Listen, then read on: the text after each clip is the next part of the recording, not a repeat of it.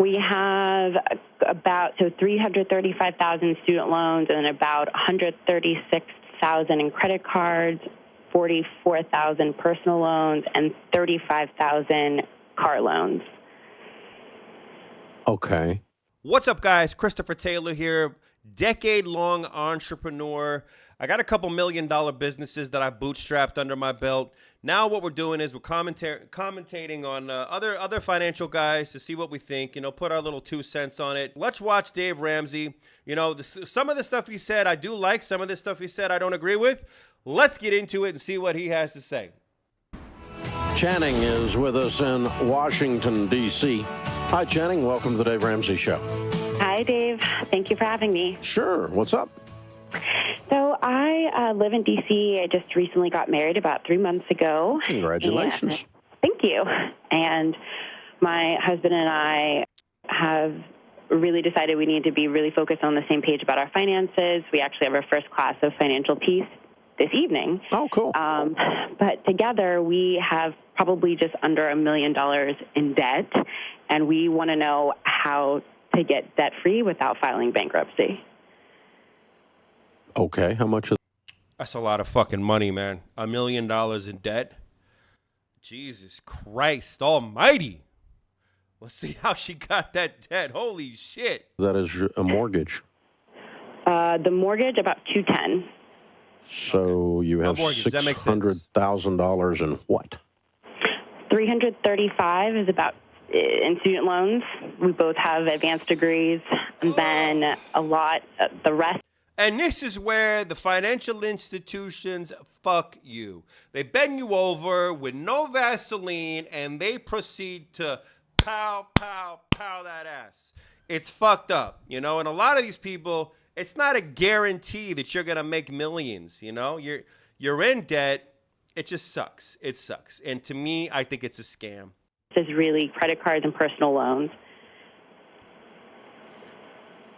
So you have $300,000 of credit cards and personal loans? We have about 335,000 student loans and about 136,000 in credit cards, 44,000 personal loans, and 35,000 car loans. Okay. How old are you? I'm 29. Okay. So what in the world? Yeah. So are you both on this, or is this just one of you that's completely lost your mind? Well, I have the majority of the student loans, and he has the majority of the credit cards. My credit card debt is not great. Okay, so why does he? Better sign that prenup. Better sign that prenup. Once you're married, you're taking on her debt. Is that accurate? I don't know if that's accurate, but if that's true, that would be fucked up. But watch who you marry. You're going to take on their debt? Oh, I got half of everything. Yeah, all right, I got you. I got half a fucking $1 million debt? Why is he at 29 years old run up $100,000 in credit card debt? Well, he's 32, but I think it's one of those things where just making really poor financial decisions, thinking be able to pay it down as you go. What's crazy to me? These people sound like they made the right decision their whole life. They went to college, right? They got high degrees, right? They want to work as professionals. It sounds like either a doctor, lawyer, or something else like that, right? So they're making good decisions, but they're like really, really smart or hardworking or like successful, but really, really stupid financially. Like, it's a lot of really stupid, smart people out there. That's what it sounds like to me. How could you have that much money in credit card debt? How the fuck is that even possible? What? He's like, oh, I have a high degree. So you know what? I could spend all this money in credit card. I'll make it back. Yo, you fucked up. Straight up.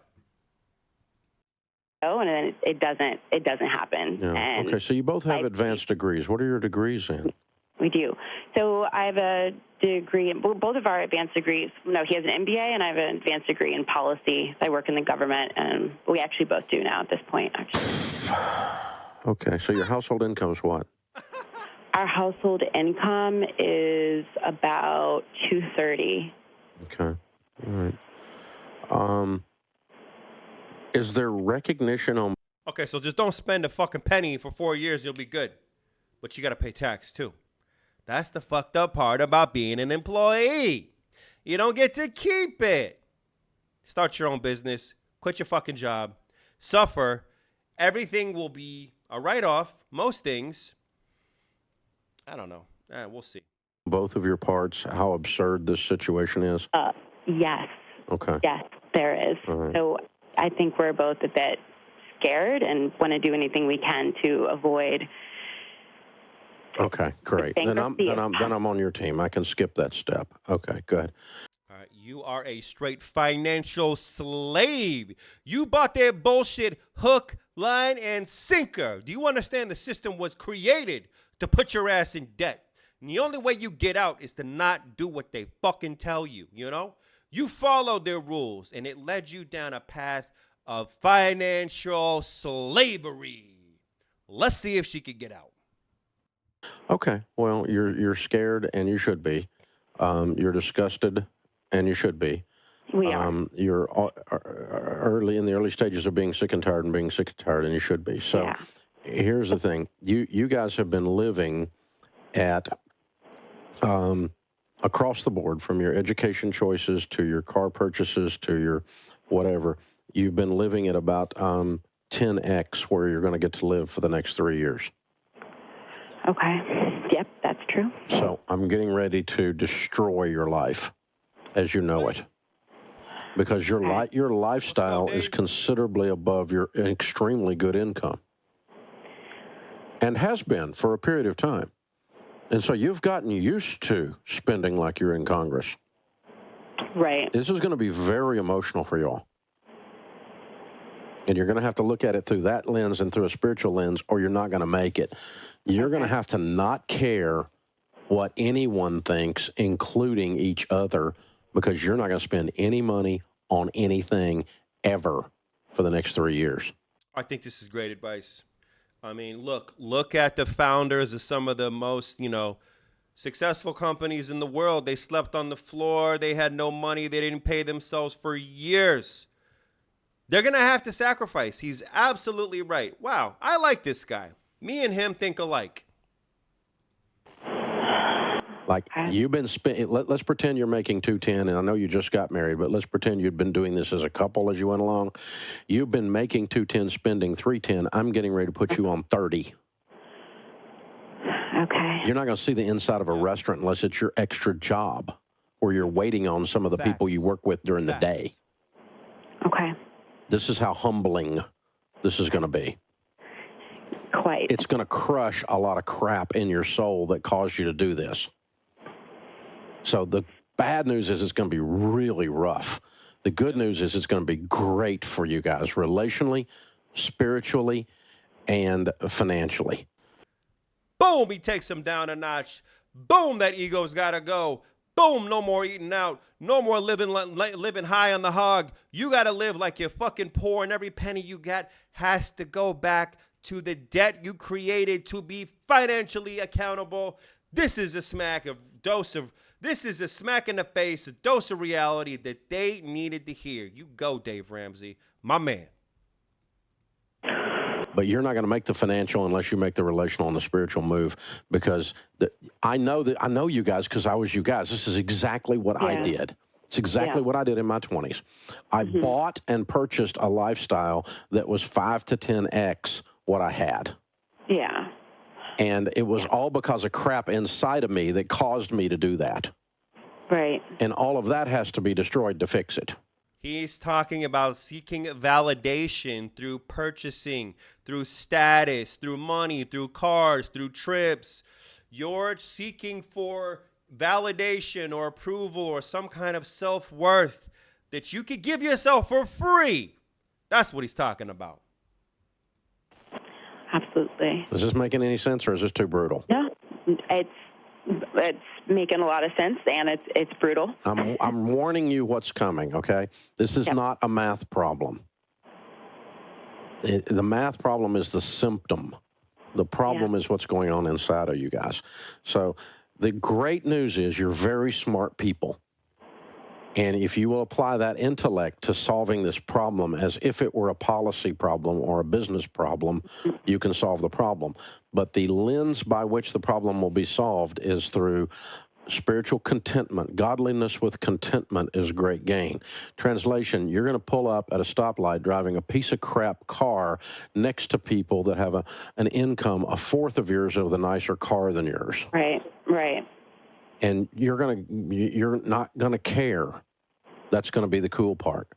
Okay. You're going to reach the point you don't care what other people think. You're going to have to live like a Chinese or Jewish. Everything has to be cash, no more credit. Be frugal and be fiscally responsible. I love this guy's advice. And that might be a fur journey for you or him. I don't know which one it is, but some of you guys you've been purchasing a lot of stuff for a lot of reasons that are going to change. Yep. They have to. Yeah, they have to, because you're on a suicide mission right now. Oh. I mean, his credit cards are actually bundled with one of those like debt relief programs where we put a pot of money with them and then they negotiate on your behalf. So we're not even paying on the bulk $124,000 of the credit cards right now. Yeah, you're going to probably have to pull out of those. Man, they are suffocating, drowning in debt. Man, this is the best thing for them to hear. Me and you, Dave, Dave, you see me? Of course you can't see me, but Dave, yo, like great minds think alike. I'm with you. Out of that, I don't know how quickly, but the problem with those people is they don't follow through, and they administratively are really, really, really pitiful. They're incompetent. And so you're going to find the concept of what they pitched you is not completely bad, but you're going to find their follow through it will make your bones chill.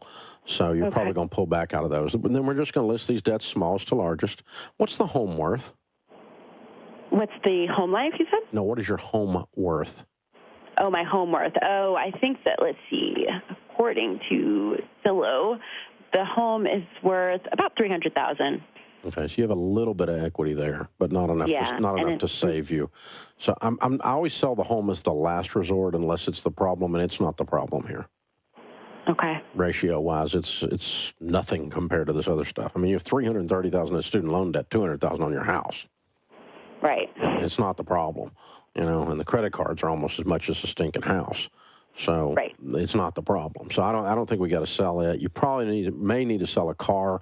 Not going to rush to do that. The big thing is just this shock to the system of your all's lifestyle, where you go from really living what we call in Tennessee high on the hog to you're going to be living beans and rice and beans. Your friends are going to think you've lost your mind, and your mother's going to think you need counseling. That's exactly what I said. They're living high on the hog. Yo, Dave, you know what? I'm a fan.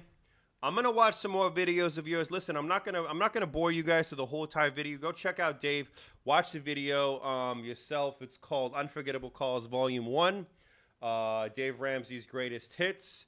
Man, Dave, you're killing it. What do you guys think? Drop a comment below. Is there anyone you know that is drowning in debt? Just straight drowning. It seems successful, right? They seem like they got it all, They got the car, they got the life, they got the this, they got the that, they got the degree. You never know how much in debt these people could be. Anyway, like, share, subscribe, drop a comment below. Let me know what you guys think, and I'll see you on the next one. I'm doing Dave Ramsey again. I like this guy.